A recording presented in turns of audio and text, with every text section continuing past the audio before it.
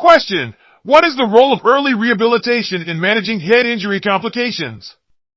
Answer: early rehabilitation helps improve functional outcomes, restore mobility, and enhance quality of life for patients with head injuries. Question: how can the risk of pituitary dysfunction be managed after head injury? Answer: monitoring hormonal levels, addressing deficiencies, and providing appropriate hormone replacement therapy help manage the risk of pituitary dysfunction. Question: what is the significance of traumatic subarachnoid hemorrhage in head injury cases?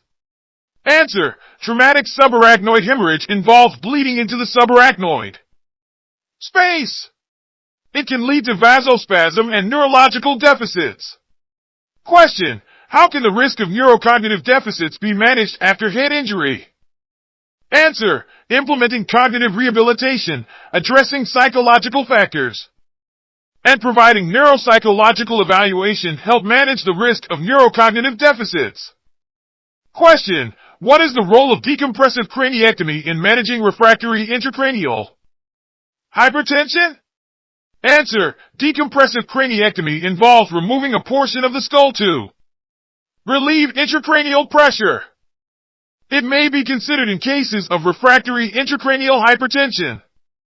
Question: how can the risk of vasospasm-related ischemia be managed after head injury?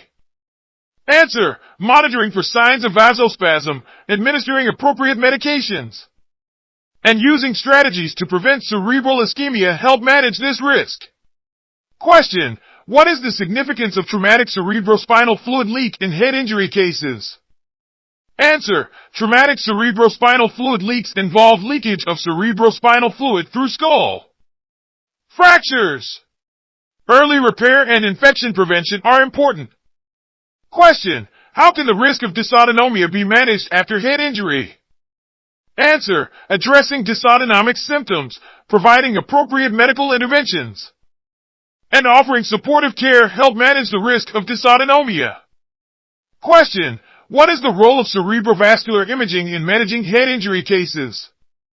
Answer: cerebrovascular imaging, such as angiography or Doppler ultrasound, helps assess vascular injuries, vasospasm, and cerebral blood flow. Question: how can the risk of mood disorders be managed after head injury? Answer: providing psychological support, addressing mood disorders promptly, and offering psychotherapy help manage the risk of mood disorders after head injury. Question: what is the significance of anosmia in head injury cases? Answer: anosmia, or loss of sense of smell, can result from head injury-related olfactory nerve damage. It may be permanent or improve over time. Question: how can the risk of post-traumatic stress disorder (PTSD) be managed after head injury? Answer: identifying and addressing potential triggers, offering counseling, and providing a supportive environment help manage the risk of PTSD after head injury. Question: what is the role of neuropsychological testing in managing head injury patients? Answer: neuropsychological testing helps assess cognitive deficits, guide rehabilitation, and monitor cognitive improvement in head injury patients. Question: how can the risk of communication disorders be managed after head injury? Answer: speech therapy, communication strategies, and addressing any underlying cognitive deficits help manage the risk of communication disorders after head injury. Question: what is the significance of post-traumatic hydrocephalus in head injury cases? Answer: post-traumatic hydrocephalus involves increased cerebrospinal fluid accumulation. Shunt placement may be required to manage this condition. Question: how can the risk of cognitive fatigue be managed after head injury? Answer: providing cognitive rehabilitation, managing daily activities, and balancing rest and activity help manage the risk of cognitive fatigue.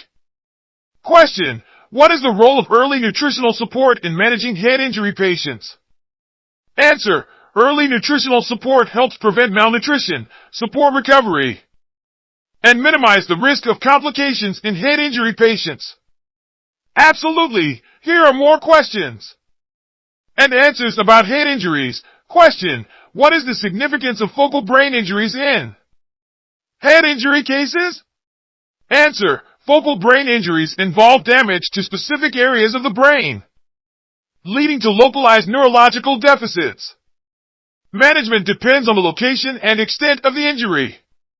Question: how can the risk of post-traumatic anosognosia be managed after head injury? Answer: anosognosia refers to a lack of awareness of one's own deficits. Rehabilitation and cognitive strategies can help manage the risk of anosognosia after head injury. Question: what is the role of advanced imaging techniques like diffusion tensor imaging (DTI) in head injury cases? Answer: DTI provides insights into the integrity of white matter tracts in the brain, helping to assess the extent of axonal injury and predict outcomes. Question: how can the risk of cardiovascular complications be managed in patients with severe head injuries? Answer: monitoring for cardiovascular changes, maintaining proper fluid balance, and addressing factors that could affect cardiac function help manage this risk. Question: what is the significance of post-traumatic visual disturbances in head injury cases? Answer: visual disturbances can result from head injury-related damage to the visual pathways. Ophthalmological assessment and rehabilitation may be necessary. Question: how can the risk of intracranial infections be minimized after head injury? Answer: administering prophylactic antibiotics, practicing proper wound care, and monitoring for signs of infection help minimize the risk of intracranial infections. Question: what is the role of neuromonitoring in managing severe head injury cases? Answer: neuromonitoring involves assessing brain function, intracranial pressure, and cerebral perfusion, helping guide treatment decisions in severe head injuries. Question: how can the risk of deep vein thrombosis and pulmonary embolism be managed after head injury? Answer: implementing early mobilization, using compression stockings, and administering prophylactic anticoagulation help manage the risk of thromboembolic events. Question: what is the significance of head injury-related autonomic dysfunction? Answer: autonomic dysfunction can lead to cardiovascular instability, respiratory abnormalities, and temperature dysregulation. Supportive care and monitoring are essential. Question: how can the risk of neuromuscular complications be managed after head injury? Answer: providing appropriate physical therapy, addressing muscle weakness or spasticity, and preventing contractures help manage neuromuscular complications. Question: what is the role of early cognitive rehabilitation in managing head injury patients? Answer: early cognitive rehabilitation helps improve memory, attention, problem solving, and other cognitive functions impaired by head injuries. Question: how can the risk of malnutrition be managed after head injury? Answer: implementing nutritional assessments, providing appropriate dietary modifications, and monitoring nutritional status help manage the risk of malnutrition. Question: what is the significance of post-traumatic aphasia in head injury cases? Answer: aphasia involves language impairment due to head injury-related damage to language centers. Speech therapy and cognitive interventions can aid recovery. Question: how can the risk of hearing loss and tinnitus be managed after head injury? Answer: monitoring for auditory changes, providing auditory rehabilitation, and addressing any hearing-related deficits help manage this risk. Question: what is the role of functional neuroimaging techniques in head injury cases? Answer: functional neuroimaging, such as fMRI or PET scans, helps assess brain activity patterns, identify functional deficits, and guide rehabilitation plans. Question: how can the risk of cranial nerve deficits be managed after head injury? Answer: addressing specific cranial nerve deficits, offering appropriate therapies, and providing supportive care help manage the risk of cranial nerve dysfunction. Question: what is the significance of post-traumatic depression in head injury cases? Answer: post-traumatic depression is common after head injuries. Recognizing symptoms, offering psychological support, and providing therapy are important. Question: how can the risk of psychosocial challenges be managed after head injury? Answer: providing psychological support, counseling involving families, and offering peer support help manage the psychosocial challenges faced by head injury patients. Question: what is the role of biomarkers in assessing head injury severity and prognosis? Answer: biomarkers like S100B, GFAP, and others can help assess the extent of brain injury, predict outcomes, and guide treatment decisions. Question: how can the risk of post-traumatic hydrocephalus be managed after head injury? Answer: monitoring for signs of hydrocephalus, addressing shunt-related issues, and considering shunt placement if necessary help manage this risk. Question: what is the significance of intraventricular hemorrhage in head injury cases? Answer: intraventricular hemorrhage involves bleeding within the brain's ventricles. It can lead to increased intracranial pressure and hydrocephalus. Question: how can the risk of post-traumatic epilepsy be managed after head injury? Answer: administering anti-epileptic medications, regular follow-up, and monitoring for seizure activity help manage the risk of post-traumatic epilepsy. Question: what is the significance of basilar skull fracture in head injury cases? Answer: basilar skull fractures involve fractures at the base of the skull. They may lead to cerebrospinal fluid leakage, cranial nerve deficits, and infection risks. Question: how can the risk of neurogenic pulmonary edema be managed after head injury? Answer: providing proper respiratory support, managing fluid balance, and addressing any underlying causes help manage the risk of neurogenic pulmonary edema. Question: what is the role of early mobilization in managing head injury patients? Answer: early mobilization helps prevent complications such as deep vein thrombosis, pressure ulcers, and muscle atrophy in head injury patients. Question: how can the risk of cognitive deficits be managed after head injury? Answer: providing cognitive rehabilitation, neuropsychological evaluation, and long-term follow-up help manage the risk of cognitive deficits after head injury. Question: what is the role of barbiturate therapy in managing refractory intracranial hypertension? Answer: barbiturate therapy may be used to induce a controlled coma, reducing metabolic demand and intracranial pressure in cases of refractory intracranial hypertension. Question: how can the risk of neurogenic diabetes insipidus be managed after head injury? Answer: administering appropriate medications, maintaining fluid and electrolyte balance, and addressing hormonal deficiencies help manage this risk. Question: how can the risk of cerebral herniation be managed after head injury? Answer: monitoring for signs of cerebral herniation, maintaining appropriate intracranial pressure, and using osmotic agents help manage this risk. Question: what is the role of hyperventilation in managing intracranial pressure after head injury? Answer: controlled hyperventilation may be used to temporarily lower intracranial pressure. However, it should be carefully balanced to prevent cerebral ischemia. Question: what is the significance of contusion in head injury cases? Answer: contusions involve bruising of brain tissue and can lead to localized edema and impaired function. Supportive care and monitoring are required. Question: what is the role of neuroimaging in managing head injury cases? Answer: neuroimaging studies, such as CT scans or MRI, help assess the extent of brain injury, identify lesions, and guide treatment decisions.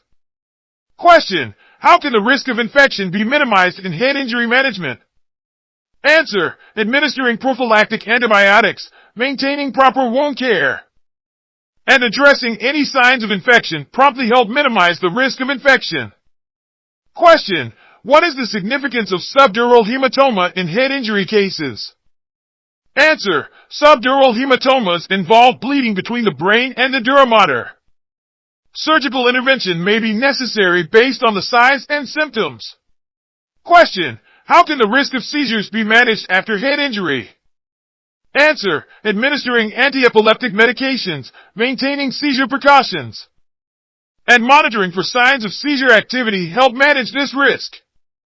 Question: what is the significance of epidural hematoma in head injury cases?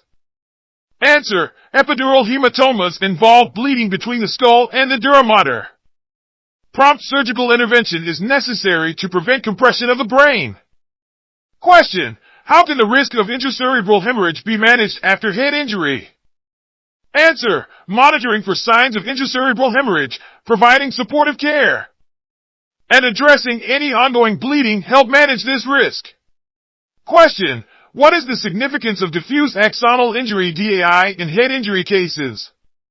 Answer: DAI involves widespread damage to axons and can lead to long-term cognitive and neurological deficits. Supportive care and rehabilitation are often required. Question: how can the risk of secondary brain injury be managed after head injury? Answer: maintaining proper oxygenation, controlling intracranial pressure, preventing hypotension, and avoiding cerebral vasospasm help manage the risk of secondary brain injury.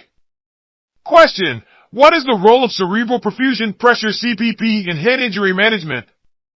Answer: CPP is the pressure needed to maintain cerebral blood flow. Monitoring and optimizing CPP help prevent ischemia and secondary brain injury. Question: how is mild head injury managed? Answer: mild head injuries are managed with rest, pain control, observation for neurological changes, and patient education on potential complications. Question: what is the role of intracranial pressure monitoring in severe head injury cases? Answer: intracranial pressure monitoring helps guide treatment and prevent secondary brain injury by maintaining optimal cerebral perfusion pressure. Question: how can the risk of cerebral edema be managed after head injury? Answer: providing hypertonic solutions, diuretics, elevating the head of the bed, and avoiding fluid overload help manage the risk of cerebral edema. Question: what is the primary concern in managing head injuries? Answer: the primary concern is preventing secondary brain injury, optimizing cerebral perfusion, and minimizing intracranial pressure to preserve brain function. Question: how does the management approach differ between mild, moderate, and severe head injuries? Answer: mild head injuries may require observation and symptom management, while moderate and severe injuries may necessitate advanced neurocritical care and surgical intervention. Question: what are the indications for neurosurgical intervention in head injury cases? Answer: indications for neurosurgical intervention include intracranial hematomas, elevated intracranial pressure, open skull fractures, or deteriorating neurological status. Question: what are the common mechanisms of head injury? Answer: head injuries can result from falls, motor vehicle accidents, sports-related impacts, assault, or other traumatic events that cause direct or indirect trauma to the head. Question: how are head injuries classified based on severity? Answer: head injuries can be classified as mild, moderate, or severe based on clinical signs, symptoms, and imaging findings. The Glasgow Coma Scale (GCS) is often used to assess severity. Question: what are the common clinical signs and symptoms of head injury? Answer: clinical signs may include altered mental status, headache, nausea, vomiting, confusion, loss of consciousness, focal neurological deficits, or seizures. Question: how can head injury be differentiated from other causes of altered mental status? Answer: head injury should be suspected in cases of trauma, accompanied by signs of altered mental status, neurological deficits, or history of impact to the head. Question: what imaging studies are commonly used to diagnose head injury? Answer: imaging studies such as computed tomography (CT) scans or magnetic resonance imaging (MRI) can help diagnose head injuries, assess the extent of damage, and identify associated injuries. Question. What is the initial management approach for a patient with suspected head injury? Answer. The initial management approach includes ensuring patient stability, protecting the cervical spine, providing supplemental oxygen, and obtaining imaging studies. Question. What is the role of early sensory stimulation in managing head injury patients? Answer. Early sensory stimulation helps prevent sensory deprivation, improve sensory processing, and enhance overall recovery in head injury patients. Question. How can the risk of cognitive decline in older adults with head injuries be managed? Answer. Implementing cognitive rehabilitation, addressing age-related factors, and providing targeted interventions help manage the risk of cognitive decline. Question. What is the significance of post-traumatic amnesia in head injury cases? Answer. Post-traumatic amnesia refers to memory deficits after head injury. Rehabilitation and memory strategies can help manage this condition. Question. How can the risk of cognitive dysfunction be managed after head injury? Answer. Implementing cognitive rehabilitation, addressing specific cognitive deficits, and providing supportive strategies help manage cognitive dysfunction. Question. What is the significance of post-traumatic dysphagia in head injury cases? Answer. Dysphagia, or swallowing difficulties, can result from head injury-related nerve damage. Speech therapy and swallowing assessments are important for management. Question. How can the risk of prolonged consciousness impairment be managed after head injury? Answer. Monitoring for changes in consciousness, providing neurocritical care, and addressing contributing factors help manage the risk of prolonged impairment.